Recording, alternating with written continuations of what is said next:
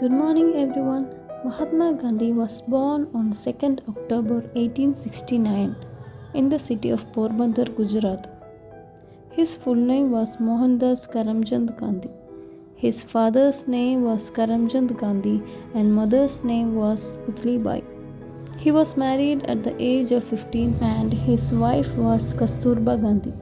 He is a great freedom fighter and he also known as the father of the nation.